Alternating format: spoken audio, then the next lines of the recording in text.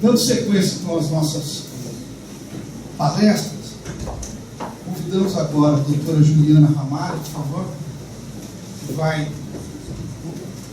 conversar com a gente aqui sobre um tema também muito rico, as fundações, nos preocupa muito, que é a questão da filantropia.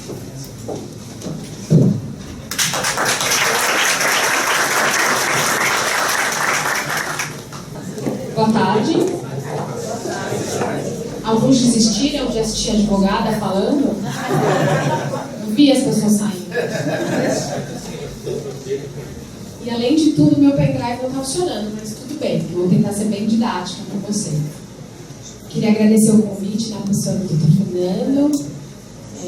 Desejar boa tarde a todos. E começar fazendo uma perguntinha para vocês. Quem aqui é fundação e trabalha com saúde ou educação? Não sei. Quem aqui tem o certificado de entidade beneficente de assistência social? SEBAS. Ninguém? Quem já tentou e não conseguiu? Tentamos, né, Fernanda? Já tentaram? E alguém sabe me dizer por que nunca tentou? Sim. Alguém aqui é advogado? Bom, então acho que eu vou ter que dar um panorama geral, porque o que me pediram para falar para vocês foi sobre filantropia. Alô? Filantropia é um SEBAS, né? Que é o Certificado de Entidade Beneficente de Assistência Social. Quando a gente fala de filantropia, a gente fala muito de SEBAS. Mas eu estava até aqui conversando um minutinho antes, e eu acho que, na verdade, eu gostaria de explicar duas questões tributárias, para vocês entenderem a razão de eles terem me convidado para vir aqui, que é um julgamento que teve no STF, paradigmático, que mudou a situação desse certificado e que atualmente a gente pode dizer que, entre aspas, ampliou a possibilidade de algumas entidades conseguirem pleitear a imunidade. Então eu vou tentar explicar para vocês de uma maneira bem didática, bem pouco juridiquês, porque eu vi que as pessoas abandonaram minha palestra, me senti desprestigiada, mas tudo bem. Mas eu vou tentar então dar um panorama geral. E se sobrar tempo, eu acho que vai sobrar, porque eu não vou me aprofundar, e vocês tiverem outras dúvidas jurídicas relacionadas a fundações, eu estou aqui à disposição. A minha formação, eu sou advogada, eu trabalho há 16 anos só com entidades sem fins lucrativos e com área de responsabilidade social, num escritório que chama Matos Filho, que fica em São Paulo. Então, por isso que eu falo para vocês que, se vocês tiverem alguma outra dúvida, Lei 13.019, remuneração de dirigentes de fundações, qualquer coisa do gênero, depois que eu acabar a palestra, se vocês quiserem também falar sobre esse assunto, eu estou à disposição, tá? Então, falando um pouquinho do que me pediram, que é a filantropia, não vou cobrar nada, mas não vai se levantar. Isso ela não disse. Hoje não vou cobrar nada. Falando um pouquinho de tributário, de um pouco de direito tributário das fundações. Então, as fundações de apoio, elas são fundações de direito privado, certo? Estou certa? Eu sei que, na verdade, os órgãos públicos não acham muito isso, né? Mas elas são fundações de direito privado. E como fundações de direito privado que trabalham com educação e saúde, na sua maioria, a maioria do público que está aqui hoje, elas podem usufruir da imunidade constitucional a impostos, que eu acho que vocês usufruem, prevista no artigo 150 da Constituição, correto? Então, acho que vocês não devem pagar impostos sobre patrimônio, renda e serviços. Esse é o artigo 150 da Constituição.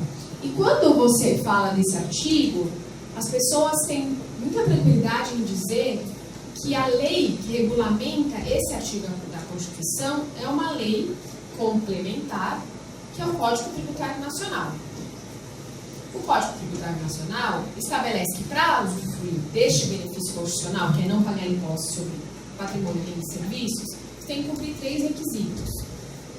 Ter escrituração contábil regular, a aplicar seus recursos no território nacional na manutenção do seu objeto social e não distribuir qualquer parcela de seus resultados a qualquer tipo. Não fala de remuneração de dirigentes ou não fala de gratuidade ou não fala mais nada além desses 3 requisitos. E todo mundo tem isso muito tranquilo com relação aos impostos. Só que tem um outro artigo da Constituição, que é o artigo... E aí, deixa eu explicar para vocês. Imposto é um tipo de tributo. A gente tem outro tipo de tributo. Esse outro tipo de tributo são as contribuições para a Seguridade Social, PIS, COFINS, cota patronal do INSS. Tem um outro artigo da Constituição, que é o 195, parágrafo 7º, que diz que as entidades beneficentes de assistência social estão isentas das contribuições para a Seguridade Social, desde que atendidos os requisitos da lei. Por que está escrito aí isentas? Ao longo do tempo, foi entendido que uma lei que não tem o padrão de uma lei complementar, como a CTN, que é o Código Tributário Nacional, que eu acabei de falar, que é aquela lei que regulamenta a imunidade de impostos, qualquer outra lei, uma lei ordinária, que tem outro tipo de quórum, poderia regulamentar este artigo. Até 2009, essa lei era a Lei 8212. E o decreto, que era o decreto 2536. Essas duas normas, elas tratavam do certificado de entidade beneficente de assistência social. Estabeleciam alguns requisitos de gratuidade e foram impetradas algumas ações diretas de inconstitucionalidade contra esta norma, falando o seguinte: esta norma, ela é uma lei ordinária, e uma lei ordinária não pode regulamentar uma limitação constitucional ao poder de tributar. Então, a lei que deveria regulamentar isso era uma lei complementar, assim como acontece com o artigo 150, que trata dos impostos. Isso foi uma discussão que vem desde sempre. E ela estava parada no STF por muitos anos. Desde os anos 90 ela está parada no STF, essa discussão. Considerando que assim como o artigo 150, o 195, também impede que o poder público institua um tributo sobre as instituições, então você tinha que ter uma lei complementar. E essa lei complementar teria também que ser o Código Tributário Nacional.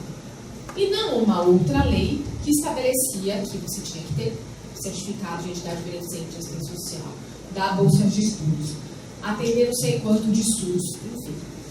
Era essa a discussão. O que aconteceu recentemente? Essas ações diretas, e aí tem um outro ponto importante. Então, essa lei 8222 e o decreto 2536, eles tratavam da certificação de entidade beneficente de assistência social e falavam que o órgão competente para dar esse certificado era o Conselho Nacional de Assistência Social. Então, eu perguntei se alguns de vocês já tentaram, já tiveram a certificação, porque antes da lei de 2009, talvez fosse um pouquinho mais, entre aspas, fácil da certificação. Mas depois dessa lei, como são critérios muito rígidos que falam que só pode ter o certificado quem conceder bolsas de estudos, quem atender 60% de estudos, ou quem tiver um percentual determinado de gratuidade, os critérios eles estão um pouco mais difíceis. Mas enfim, ponto é que essa lei anterior, 8212, ela foi levada, ela foi questionada, né? E entraram com essas ações diretas de inconstitucionalidade. Essas ações, então, foram julgadas pelo STF. Um dia antes do Carnaval. A gente ganhou de presente o julgamento dessas ações. E o STF, ele disse que, de fato, essa lei 8222 e o decreto 2536, que estabelecia requisitos muito rígidos para que tivesse, para que as entidades pudessem usufruir dessa equidade às contribuições à Seguridade Social, ela era inconstitucional. além disso, ele julgou uma ação, que tem uma ação de repercussão geral. O que significa isso? Essa ação de repercussão geral é que atinge todas as ações que estejam em trâmite. Assim como teve uma ação de repercussão geral recentemente, que acho que foi muito interesse de vocês, que é a que permite que vocês cobrem pelos cursos lato sensu, né? Tem o mesmo efeito. Então, ela, na verdade, essa decisão vai afetar todas as outras medidas judiciais. Essa decisão de repercussão geral, então, disse que para regulamentar o artigo 195, parágrafo 7º da Constituição Federal, teria que existir uma lei complementar. E que, portanto, as leis anteriores, elas são inconstitucionais. E que, portanto, a gente pode construir os requisitos que são necessários para usufruir desta imunidade, seriam aqueles do CTN, que são aqueles três que eu falei no início. Aplicar no território nacional, na manutenção do seu objeto social, ter escrituração contábil e não distribuir qualquer parcela do seu patrimônio a qualquer título. E não todos os requisitos que sempre foram exigidos das entidades. Correto? O que acontece? Tem uma discussão importante. Por quê? O que essas ações fizeram? Elas julgaram as normas que estavam vigentes quando elas foram apresentadas ao STF. E hoje em dia a gente tem uma outra norma, que é a Lei 12.101, que regulamenta a certificação. Então, qual é o nosso ponto hoje? Nosso ponto hoje é que nós temos uma decisão do STF, que o acórdão ainda não saiu, e que diz que não pode ser lei ordinária que regulamenta essa imunidade. Ao mesmo tempo, a gente tem uma lei ordinária que ainda está no sistema, que é a 12.101. Mas que ela tem algumas ações contra essa norma, mas o que algumas organizações já fizeram, entraram com uma medida judicial, falando, olha, eu sou uma entidade beneficente de assistência social. Eu faço educação, eu faço saúde. Mas eu não cumpro esses requisitos absurdos que me puseram na lei ordinária. Mas eu cumpro, sim, os requisitos da lei complementar. Então, Poder Judiciário, por favor, me reconheça como imune às contribuições para a Seguridade Social. Isso é uma oportunidade única para as instituições, que de fato podem comprovar que são educação, assistência social ou saúde. Porque até então, a gente não conseguia sequer entrar com essas medidas judiciais. Então, assim que saiu essa decisão, embora não tenha o acórdão é quando eles escrevem tudo o que aconteceu na decisão.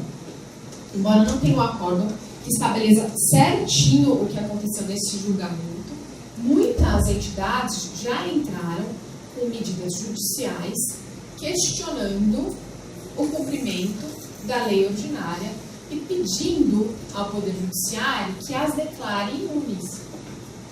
O que significa dizer que, embora vocês pagam as contribuições para a Seguridade Social, correto? Muito bem. O que significa dizer que, dependendo do caso de cada entidade, eventualmente é possível entrar com uma medida judicial questionando esse pagamento. E se for possível conseguir uma liminar, é possível depositar em juízo, eventualmente, esse pagamento, ou mesmo, dependendo do pedido, se quer depositar. O que está sendo discutido atualmente é a edição de uma nova lei que seja agora complementar e não ordinária, e que estabeleça diferentes requisitos, não apenas aqueles do CTN. Porque a discussão é, os requisitos do CTN são muito simples, né? Apesar de servirem para impostos, não é servir para as contribuições para a Seguridade Social. Ainda mais agora numa discussão de reforma da Previdência. Parênteses. Isso não foi no relatório, não foi apresentado no relatório do relator, mas se vocês leram os jornais há um tempinho atrás, justamente nessa época do Carnaval, o relator falava continuamente que uma das coisas que ele ia fazer era tirar o benefício das entidades filantrópicas. Isso caiu, ele não fará isso, pelo que consta no relatório final dele, mas, obviamente, diante da decisão do STF, é bem possível que seja feita uma lei complementar com mais requisitos do que aqueles que existem no Código Tributário Nacional. Mas até então, vocês têm uma janela de oportunidade de, eventualmente, apresentar uma medida judicial. Se for possível a entidade comprovar que, de fato, ela atua na área de assistência social, que, de fato, ela atua com saúde, que, de fato, ela atua com educação e que cumpre os incisos do artigo 14 do CPN, a gente tem uma janela de oportunidade. Que eu acho que não dá para deixar passar. E foi um pouco isso que a gente falou há um tempo atrás no café da manhã que a gente fez no escritório e que pode ser muito interessante para vocês. É verdade que naquele café da manhã a gente tinha que aqui não tem esse público, né? Porque naquela oportunidade a gente tinha algumas entidades que tinham certificado, então elas têm um outro tratamento, né? Nesse caso, você continua cumprindo até que tenha a decisão final. Mas no caso de vocês, que ninguém tem certificação aqui do público, acho que vocês podem consultar os assessores jurídicos de vocês sobre esse assunto, para ver se a gente tem sim ou não uma janela de oportunidade. Deu para entender o que está acontecendo? Tem uma pergunta? Perfeito. Classificar como entidade de ensino. O que significa isso?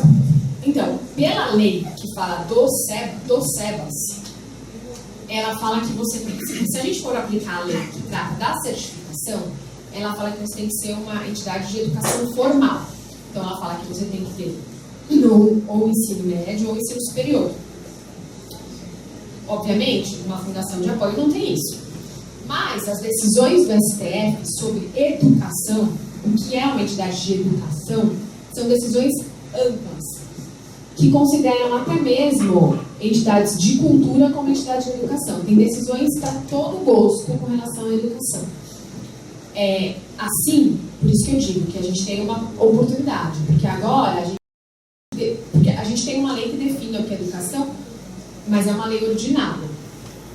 Enquanto não tem essa lei complementar, a gente tem decisões diversas do STF definindo o que é educação, sobretudo para fins de impostos. Então, não sei como é a instituição do senhor, mas é uma fundação. O senhor paga imposto? Paga imposto? Não paga imposto de renda? Não. Paga IPTU, paga imposto sobre serviços. Então, a gente, na verdade, vai usar a mesma interpretação que é utilizada para fins de impostos, para fins de contribuições para a Seguridade Social, enquanto não tem uma lei nova complementar. Mas você tem que apresentar a prova disso. Uma medida judicial. A prova que você é uma instituição de ensino. Você apresenta um relatório de atividades. Isso, você apresenta um relatório. Quando a gente entra com medida judicial, você faz no início, você explica os fatos e você pode descrever o que é essa entidade. Então, a gente já fez isso para alguns casos. O importante também é demonstrar, junto na medida judicial, um relatório de atividades que você faz no âmbito da educação. Qualificação de professores, eu não sei exatamente o que é feito, mas enfim. Promoção da educação no nível geral, pega o PNE, o Plano Nacional de Educação, e veja quais são as metas e o que a Fundação cumpre dessas metas. A gente tem uma entidade, que é a nossa cliente, que faz promoção da educação. E a gente entrou uma medida judicial para eles. Porque, sem dúvida, é educação, mas não para fins de certificação. Eu estou num programa de educação conectado. Isso. E o que os demais, eu só pediria para falar no microfone, nós estamos transmitindo ao vivo e está sendo gravado. Por favor.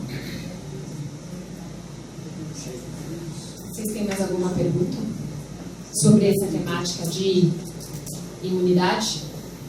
Vocês entenderam a relevância, né? Vocês entenderam a economia.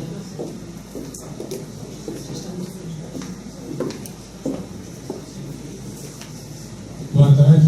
Boa tarde. Alexandre da FAIOPSCAR, Fundação de Apoio da Universidade Federal de São Paulo. Talvez você já tenha até respondido, mas é só para ter clareza. A FAI apoia a UFSCar em diversas áreas, incluindo saúde e educação. Nós não temos hoje a certificação SEBAS.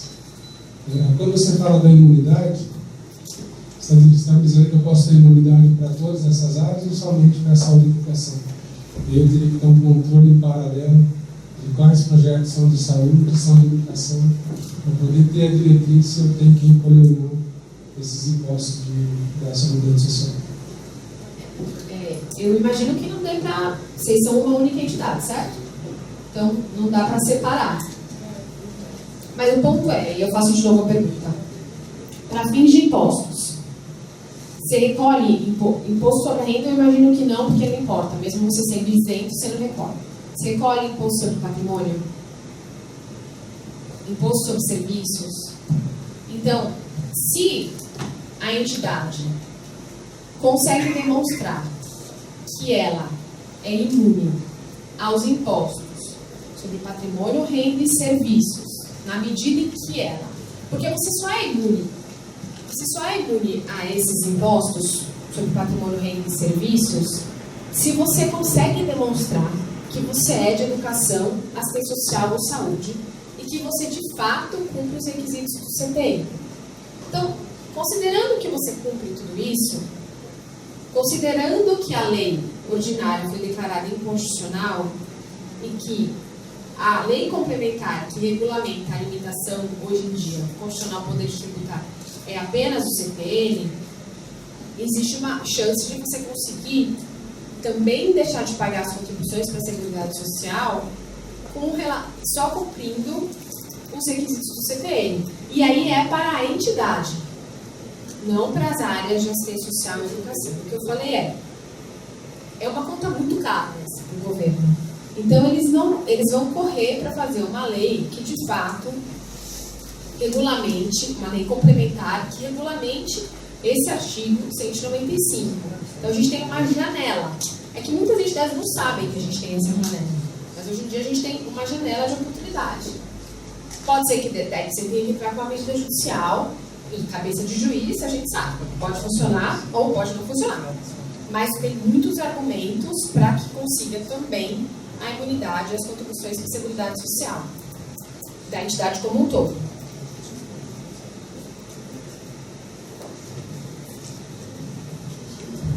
Deu para entender? Tem mais uma pergunta?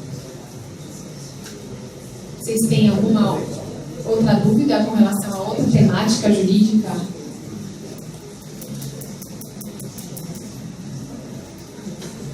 Não? Então tá bom. Obrigada, gente. Eu vou deixar meu contato aqui. Se vocês precisarem de alguma coisa, eu estou à disposição para conversarmos oportunamente. E boa palestra para vocês. Obrigada.